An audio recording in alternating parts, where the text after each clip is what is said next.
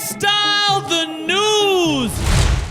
Hey, 34, 34, 34.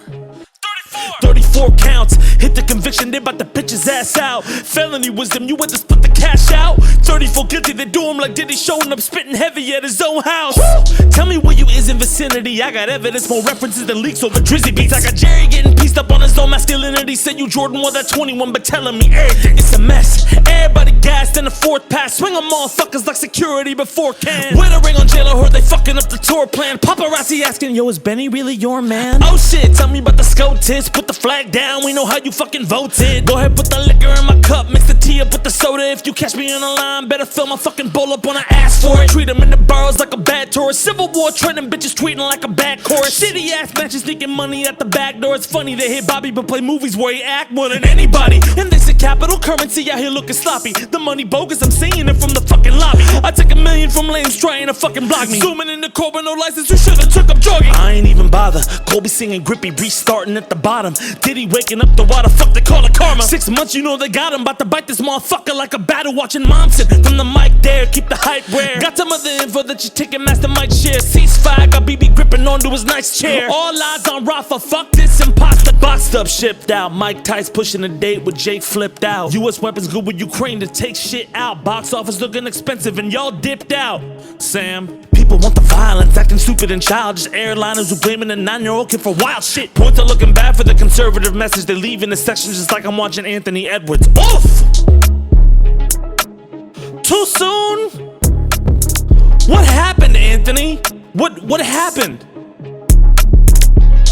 Where's Jordan right now? Did you take that personally? Okay, I appreciate all of the lovely comments on my haircut last week, but the thing is, it's the worst fade I've ever gotten. Like, I'm not even kidding. Like, it's a horrible, what the he cut the back of my head so high that it looked like I had a bald spot because it cut to where my hair parted. I was wearing a hat the entirety of the combo breaker weekend. All of the hair on top of my head is completely uneven. It feels like a -2 slope on my head. Who the fuck taught you to cut hair, dog? Hey, thank you guys so much for watching Freestyle the News. If you like what you heard, please hit that shot like a 3-pointer drained by Luka Doncic in the middle of a game against Anthony Edwards where you're trying to put your stamp on the whole fucking thing, and as you're going to the NBA Finals, somebody takes a beer out of your hands while Anthony Edwards just goes to the locker room all pissed off like he's a Detroit Piston.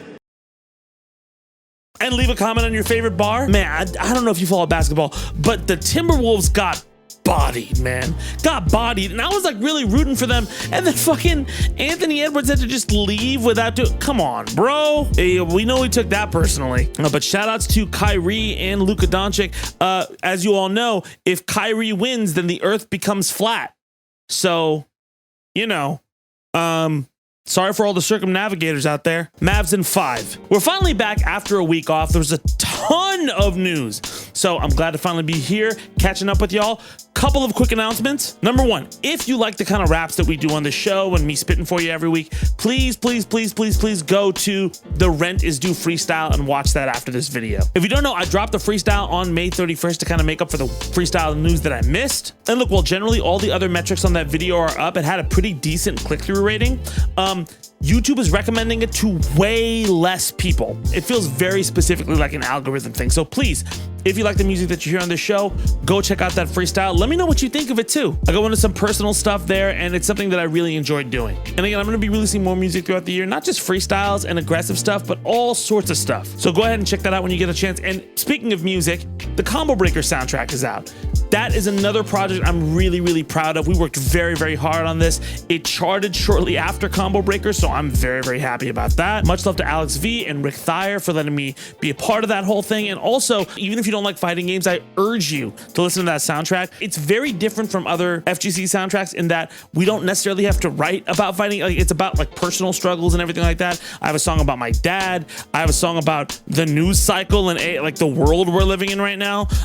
It's really great. And yeah, we got some arcade references in there. It's a great fucking time, but it seems like the reception is good. Go check out this Combo Breaker soundtrack. Okay, that's my plugging for today. Let's get into this breakdown. And what do you think the top story is? Just guess. What do you think the top story is? I will give you 34 guesses. 34. That's right. Our first story is about Donald Trump and his hush money trial. I'm sorry, not the hush money trial, the hush money verdict. Because Donald Trump has been found guilty of all 34 counts of felony, making him the first president in history to be a convicted felon. Wow, just, you know, what a time to be alive. Richard Nixon is going like, ha ha ha ha.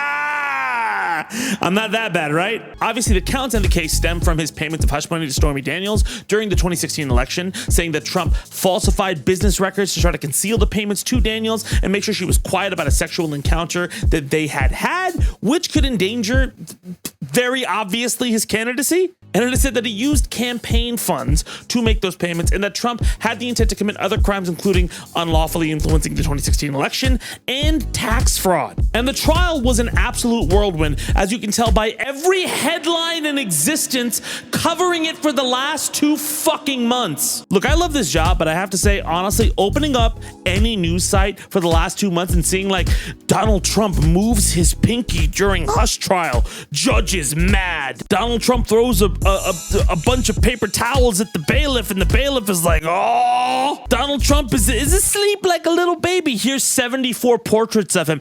Guys, I get it. The trial is going on. It's not OJ and the white Bronco, okay? Like, it's explosive, but not every moment is explosive. But even with that, there were some pretty big happenings, like Michael Cohen's testimony was a huge moment in that trial. There was a shit ton of gag orders that were fucking violated by Trump. And of course, a million sketches of him being sleeping or constipated, which is, you know, the best way to be sketched. But look, yeah, that's all well and good.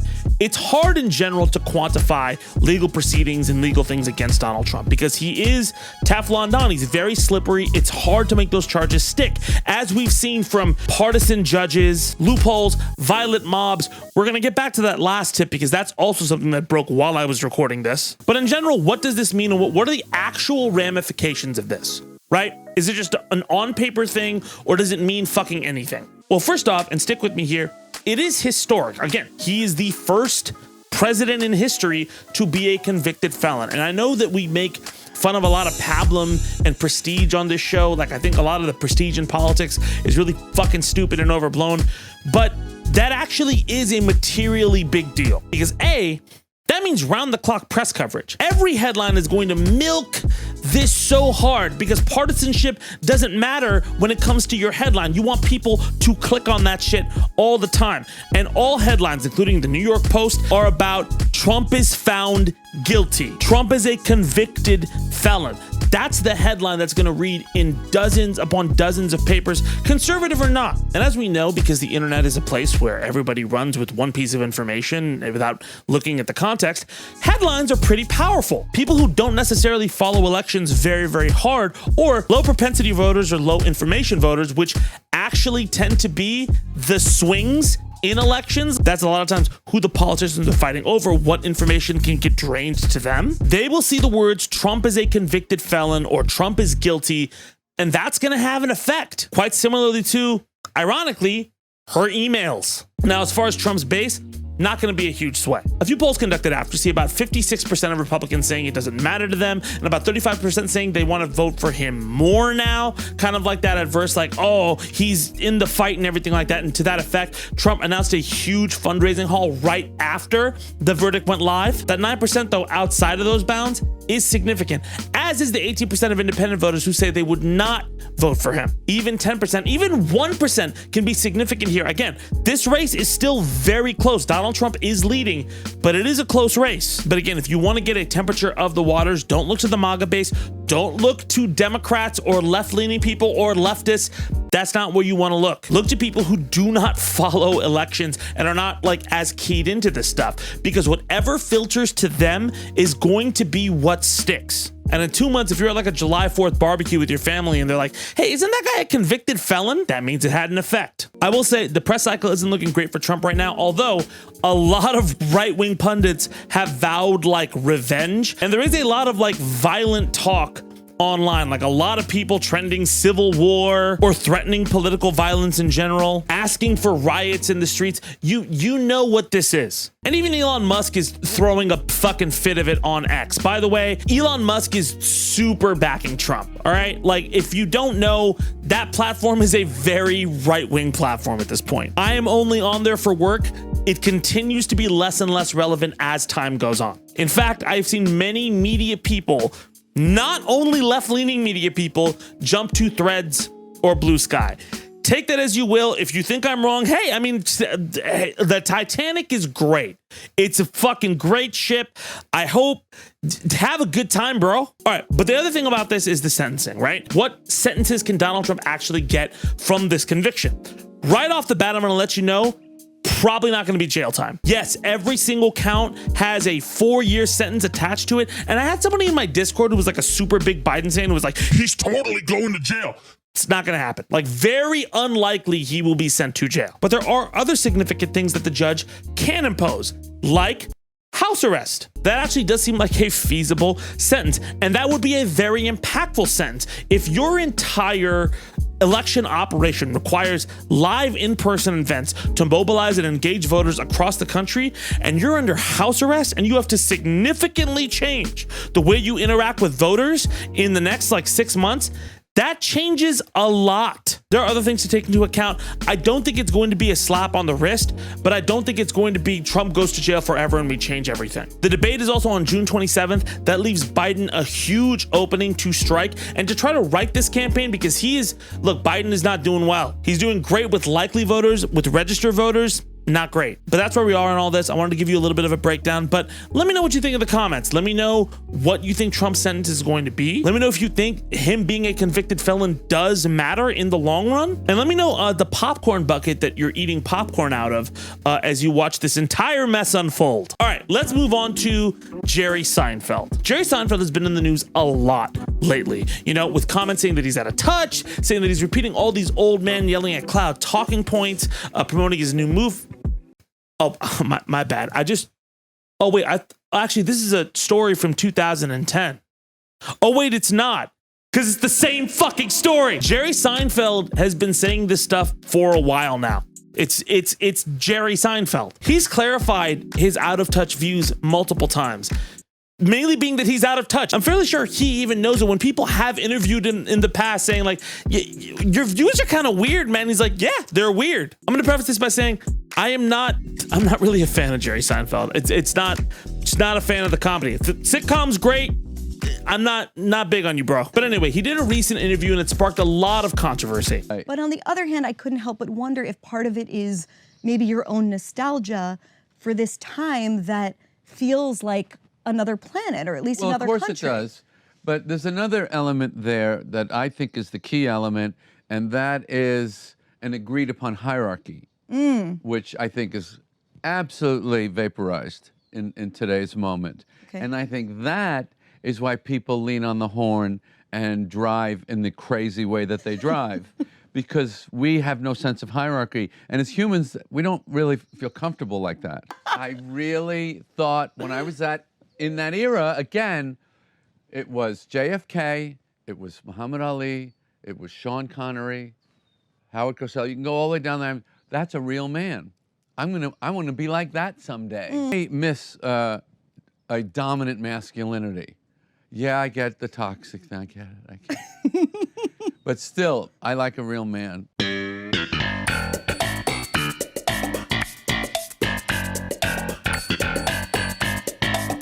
Oh, that's Jerry. All right, couple things. Again, Seinfeld is out of touch. He has been for a minute. I mean, I want to remind you, this is the same guy who would do the same act over and over at the same hour, unchanged, being like, it's like a concert. When you go to a concert, people want to see the hits. Yeah, but it's not a concert, Jerry. It's fucking stand-up comedy. Nobody wants to hear the same joke every time you come to town. And by the way, time proved him wrong, because all of the comedians who would trash their act and start over All of them blew up from like 2010 to 2015. I mean, that's a huge cultural touchstone in comedy now. The results, bro. So quick addendum to that story because I really didn't get it out exactly what I wanted to say with it. Also, I'm shooting this on the Pocket 3. It's pretty nice so far. I think the point I was trying to make overall, and my general takeaway is, I just don't think it's worth the time to be outraged by this. Like, Jerry Seinfeld has just perpetually been out of touch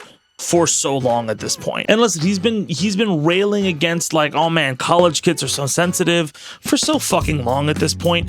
It hasn't really changed. I think there are much more important things to be upset about. Also, that's Barry Weiss's podcast. Barry is just a super staunch supporter of Israel. She is a self-proclaimed Zionist and all these other things. Even aside from that in general, she just has a habit of having a lot of out-of-pocket opinions in the world. So look, all of this to say, like, when I saw that people were getting really, really upset by this, I was just like, well, why? Nobody's going to listen to Jerry Seinfeld and be like, oh my God, my worldview has fundamentally changed. The most recent headlines for this dude were how badly his movie performed. And the other thing is, look, I'm pretty sure he knows he's out of touch. It is what it is. I just think there are much more pressing things to attend to than, you know, Jerry Seinfeld's bullshit. And like I said, not a huge fan. I think a lot of his opinions about comedy are pretty elitist. He says a lot of things about comedy being this magic bellwether that, you know, hip hop is like that too. I don't put hip hop above all other things. But yeah, it's not that deep. I get that his support and, you know, some of his outspoken things, especially with the global situation right now, you can definitely feel that's out of pocket and everything. Also, I kind of took his comments as like, this is why I'm out of touch. Like, I didn't think he was advocating for it. Like, if you listen to the context of the question, it's kind of posing like you have a nostalgia for this time period. It feels a little outdated. The question felt like, hey, you feel a little dated. And I think he's describing why he's dated. He also got an ego, man. But yeah, better things to do with your time. Like the NBA Finals. Go watch the NBA Finals. Anyway, let me know what you think in the comments. And now we move on to our most important story, J-Lo and Ben Affleck. J-Lo and Ben Affleck recently made news with many outlets reporting that they may be heading for divorce. Recently, Ben and J-Lo were spotted holding hands after his daughter's graduation. And, you know, after his daughter's, then they...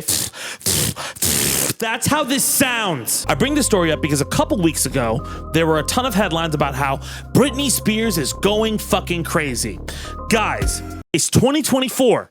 Not 2004. And even if it was, have we not fucking grown up at all? I have had headlines shoved into my feed for weeks about Ben Affleck and Jennifer Lopez's marriage is on the rocks, as told by unseen sources. Ben and Jennifer Lopez are seen together, but look really, really upset when they're out. Yeah, maybe they look upset because every fucking headline in existence is about their fucking relationship. And it's a bunch of people saying, hey, you're getting divorced. It's not gonna work, right? Maybe when a bunch of cameras are trying to fucking hope that they have a fight or some shit while snapping at them all the fucking time. Maybe they're mad they can't get any fucking privacy. Maybe that also puts strain on a marriage. Also, every fucking meme is about J-Lo's terrible show, how her order from a bodega in the Bronx is kind of cringe. Is she really from the Bronx? By the way, she's really from the Bronx, but that order's cringe, J-Lo. Like, dog. My go-to order at the bodega was ham and cheese on a roll with an orange drink, if you know, you know, and a small bag of chips.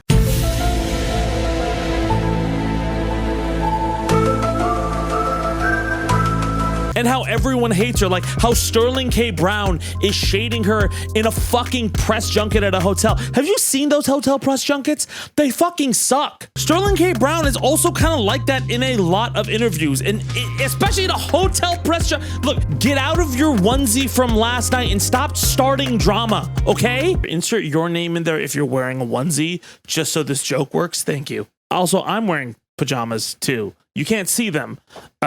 I'm sorry for judging you on that, but I am judging you on the drama. That's fucking stupid. Listen, tabloid journalism and drama bleeds into everything. It feels like a gossip column even when we talk about causes like Gaza and everything like that. It feels people are very messy with the way they do things, and I find that vein in TMZ shit too. But this just feels mean-spirited, and it feels like blissfully unaware of the effect you have on people you are taking photos of and invading. Tabloid journalism is fucking stupid. Cut it out. And yeah, that's our show. Thank you guys so much for watching. That Trump felony thing was a pretty big one. Again, if you like the kind of music we're doing, go check out the Rent is Due freestyle. I hope you like it. Let me know what you think. Check out the Combo Breaker soundtrack. We have an amazing new Let 'Em Cook. We have a lot of content coming. Anyway, my name is Tabani. Thank you guys so much for watching, and I'll see y'all soon. Let's go.